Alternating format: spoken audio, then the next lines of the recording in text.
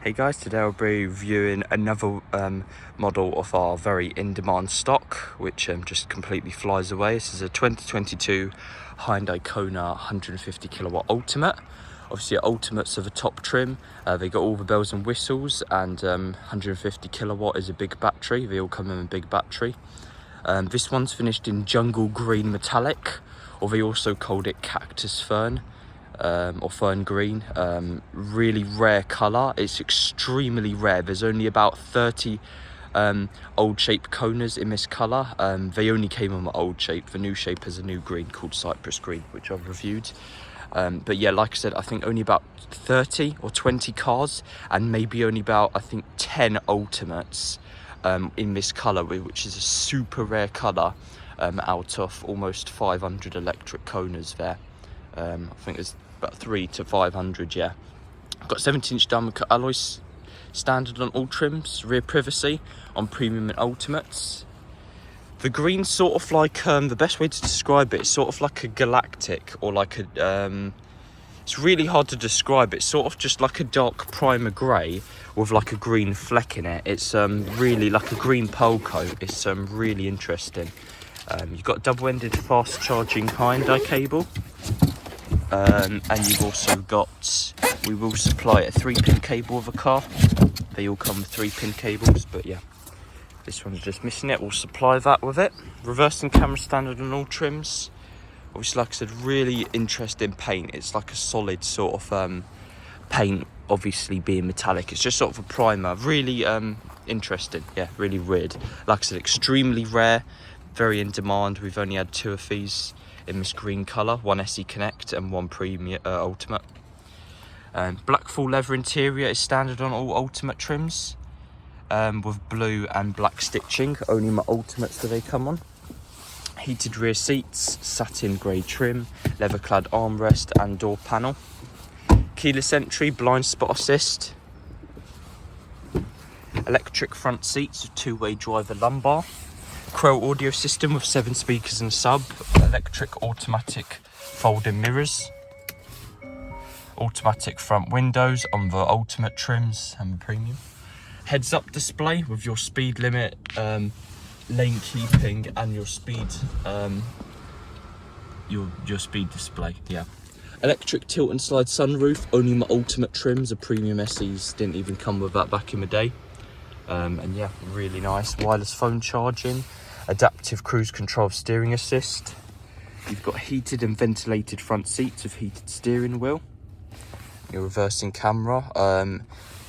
Premiums get the heated seats with heated steering, but Ultimate adds to that by giving you ventilation. So the Ultimate comprises of ventilated electric front leather seats, a heads-up display unit, and an electric tilt and slide sunroof.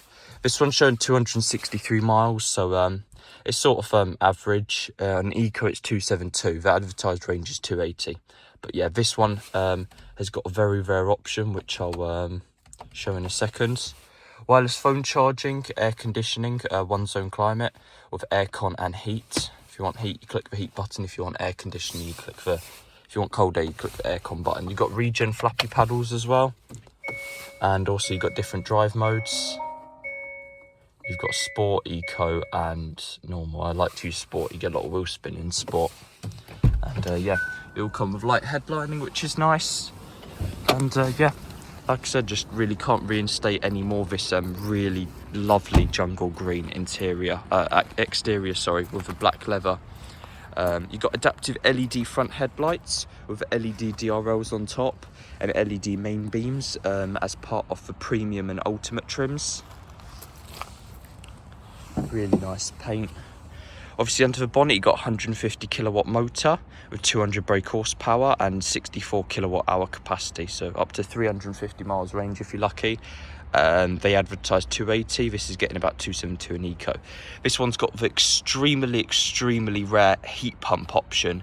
There's only a couple cars we've actually found with this heat pump. I think we've only had another Kona with the heat pump. It's even rarer than the grey leather.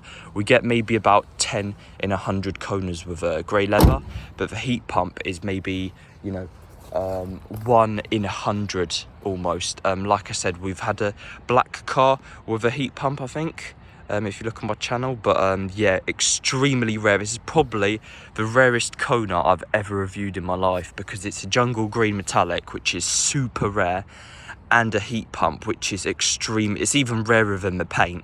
It's yeah, this is a really good combo. I don't think this car will stick around long. It's probably the most desirable spec Kona you can literally buy today, with a heat pump. So yeah, hope you guys enjoyed the video, and if you're interested, it's one owner, ex Motability, and obviously get 5-year warranty, Hyundai warranty, and yeah, it's on our website, quick cards, or on Auto Trader. Thanks. Hey guys, so today I'll be test driving, I think probably one of the rarest Konas I've ever reviewed. It's extremely rare. It's jungle green metallic, which is a really rare old shaped Kona colour. The new colours is a cypress green, which is like a BRG looking sort of green. But yeah, really rare, and this one's got a very rare option of the heat pump, which we've had some grey leather Konas, they're very rare, but the heat pump's even rarer. It's literally like it's almost like 1 in 1,000 cars have it. It's really rare, or like 1 in 100 at least, say the very least. But yeah, we had one, it was a black car. This one's, yeah, like I said, jungle green metallic. So it's sort of like a grey with a greeny looking pearl. It's hard to describe the colour, but in the sunlight you get some flecks. This one's showing 263 miles, which isn't too bad. But yeah, the heat pump's that nice option, which obviously lets you preserve the battery. The battery's capacity, so when it's really cold, so you know in winter you lose a lot of battery straight away whilst just trying to heat up the car. But the heat pump helps out with that. And yeah, obviously, to be honest, there's not really much to review on the Kona. I haven't really done a test drive on a Kona, because you know it's just electric. It's you know, 200 brake horsepower. It's just a very sort of like average.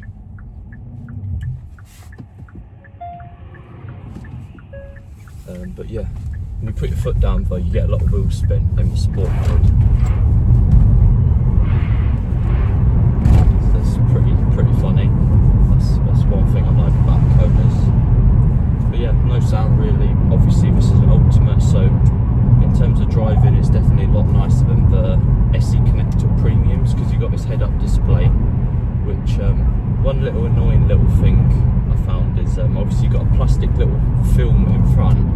It's not an actual periscopic unit with a head-up display, so if you're quite tall like me, and you've got to put a seat up sort of like, well, if you're sort of short maybe, I'd like to put a seat up quite high, but if you're short and need to put it up high, you might struggle getting the right. You have to adjust the head-up display a bit, because yeah, it's sort of got a limit to how high it goes and low, because it's almost a little plastic thing.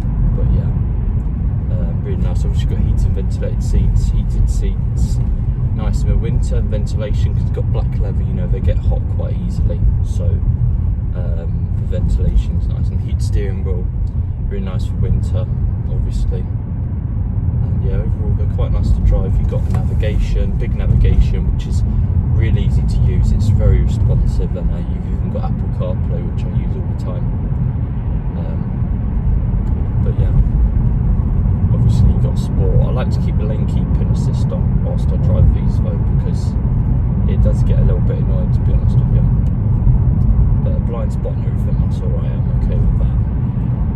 But yeah, the sport mode's quite nice. But definitely got plenty of power, despite only having 200 horsepower. But a 200 horsepower electric car is it's quite fast, to be honest. It's not slow at all.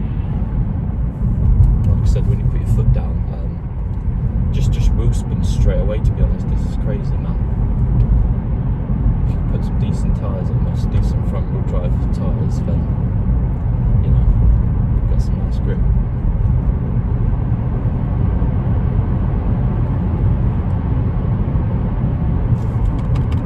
Like using the paddle shift as well to sort of like downshift in corners. It feels like you changing gear almost. It's pretty funny, to be honest, driving the Kona. But yeah, definitely really rated cars. I'd say at this price point, it's definitely the best electric car you're ever going to get. Yeah, obviously I would either have this, or if I wanted some luxury, I'd probably just have a Porsche Taycan, to be honest. It's either just, I feel like in the electric world, there's either just this and then the Taycan. If you want to have a really sporty, expensive car, because with the Teslas and stuff, they're quite fast, but you've got lots of panel gaps and just terrible build quality. It's really bad. They did fix it later on, but the early ones are shockingly bad. They're like slot machines. For the panel gaps on them, you can just fit a load of tenner notes and a couple of pound coins. It's absolutely shocking. But yeah, I think for the price, the Kona can't be beaten, unfortunately, with the spec and everything you get, and a warranty and battery range. You get up to 300, which is just crazy for a small car. Crazy for a small car like this. You wouldn't expect it to have that.